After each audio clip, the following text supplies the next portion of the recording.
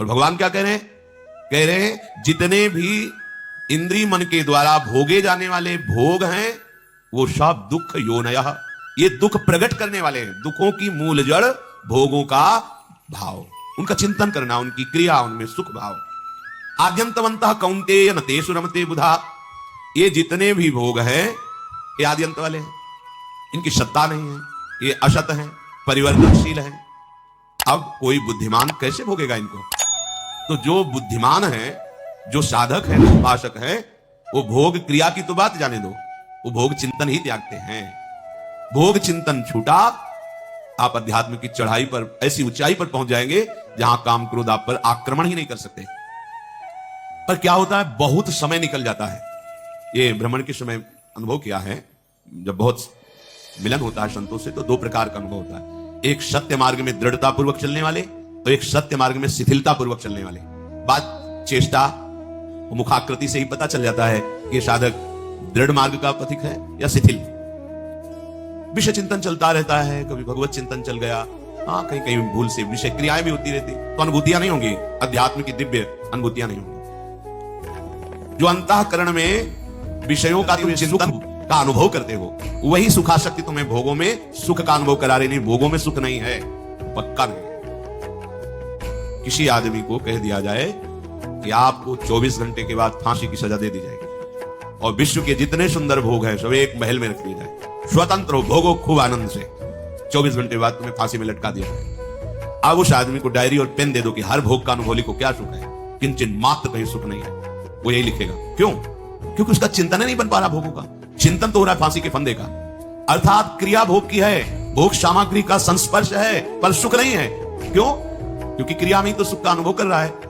जो मंद बुद्धि है वो क्रिया में ही सुख का अनुभव कर रहा है। बोले नहीं, वो चिंतन नहीं है ना, इसलिए सुख का अनुभव नहीं। मतलब समझ में आया कि भोग क्रिया में सुख नहीं है, भोग क्रिया के पहले जो चिंतन में तुमने सुखानुभव भवान सर्वान हरति चित्तस्थो भगवान पुरुषोत्तम यथा हेमनिष्ठितो वह्निर दुर्वर्णम हंति धातुजम एवं आत्मगतो विष्णुर योगिनाम अशुभाश्रयम। कलयुग का ऐसा प्रभाव है कि कोई भी स्थान हो वहां अपना प्रभाव दिखाए। कलि शब्द का सीधार्थ अधर्माचरण, पापाचरण, शास्त्र विरुद्ध आचरण करने में उत्साह बढ़ाना। किसी स्थान में जाने से आपका भजन बढ़ जाएगा, भूल मिटाओ। अंतर्मुख होकर हृदय देश में विषय चिंतन त्यागने के लिए तुम उत्साहित रहो, बलवान बनो, यही भजन होता है। यहां बाहर कहीं स्थान, सब जगह जहां भी जाओगे वहां कलयुग अपना प्रभाव फैलाएगी। पुंसाम कलिकृतान दोषान द्रव्य देशात्म संभवान। कोई भी वस्तु इसके खाने से भजन बढ़ेगा, भूल जाओ। उस व्यक्ति के पास जाने से भजन बढ़ेगा। सभी के अंतःकरण में, हरिवंश महाप्रभु जी कह रहे हैं, पाए जा परम पावन भगवती भागीरथी में खड़े होकर पाप कर। कई बच्चे उसका ऐसे परिवार, मध्याह्न का समय था, एक साधक ने देखो महाराज, हमसे तो देखते ही रहते। साधक को ऐसा नहीं होना चाहिए कोई दृश्य देखेगा घबरा गया या तन्मय हो गया या कामातुर हो गया या कुछ नहीं। लक्ष्य का इतना दृढ़ विश्वास और पक्का होना चाहिए कि सामने उसके साथ आगे निकलता चला है। साधक ऐसे नहीं एकदम लुजलुजा स्वभाव, कोई दृश्य देखा घबरा गया, कोई दृश्य देखा कामाशक्त हो गया, ऐसा नहीं होना चाहिए। ये विश्व है, विश्वात्मा विविध लीलाएं कर रहा है, हम किस लीला के उपासक हैं। एक बड़ा दृढ़ निश्चय होना चाहिए। एक तरफ मंगल कार्य हो रहे, एक तरफ अमंगल कार्य हो रहे हैं, दोनों की तरफ समचित्त वृत्ति रखता हुआ वो अपने भगवान के स्मरण में आगे बढ़ा, ना उसका प्रभाव ना उसका प्रभाव। बहुत खास बात बता रहे, किसी भी व्यक्ति, वस्तु, स्थान, द्रव्य, देश के अनुकूल होने पर हमारा भजन हो जाएगा, ये भाव बिल्कुल छोड़ दीजिए।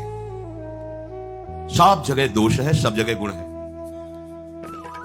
कहीं भी चले जाओ, क्योंकि चिदानंद भाव में प्रवेश। अब जैसे धाम है, चिदानंद है, तो आपका भाव तो चिदानंद नहीं ना, तो आपको धाम प्राकृतिक ही दिखाई देगा ना, और प्राकृतिक दिखाई देगा तो सब मायाकृत।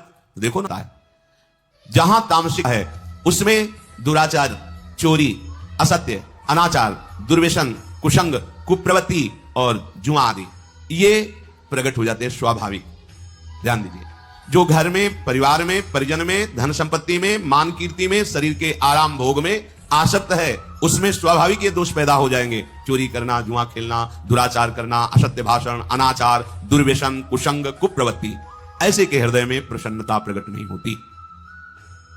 ये अपने स्वार्थ में भारी बाधा पहुंचाने वाले अज्ञानी जन वाद विवाद, वैर विरोध, अपमान, तिरस्कार, दुख, शोक, इसी में विचरण करते हैं। प्रसन्नता की तो गुंजाइश ही नहीं है। दूसरे के स्वत्व का अपहरण, धन का अपहरण, जमीन का अपहरण, दूसरे की स्त्री की तरफ कुभावना, अपने को बहुत श्रेष्ठ समझना, अपना मान प्राप्त करने की लालसा रखना, अपनी प्रशंसा सुन करके, ये सब दोष उसके हृदय में। इसलिए उसके हृदय में कभी भागवतिक प्रसन्नता नहीं प्रकट होती। इसलिए उपासक खास बात विषय चिंतन ना होने दे। विषय चिंतन ही सबसे घातक बात है। जन्म मरण का मूल विषय चिंतन है, दुख का मूल विषय चिंतन। विषय चिंतन त्याग कर निरंतर भगवत चिंतन परायण रहे। तमोगुण से भी बड़ा ये मन को मलिन करने वाला रजोगुण है। ध्यायतो विषयान पुंसा संगस्तेषुपजायते, संगात संजायते कामः, कामात् क्रोधो विजायते, क्रोधात् भवति सम्मोहः, सम्मोहात् स्मृति विभ्रमा, स्मृति भ्रंशात् बुद्धिनाशो, बुद्धिनाशात् प्रणश्यति सर्वनाश। किससे हो गया? ध्यायतो विषयान पुंसा, विषयों का चिंतन करने से सर्वनाश हो गया।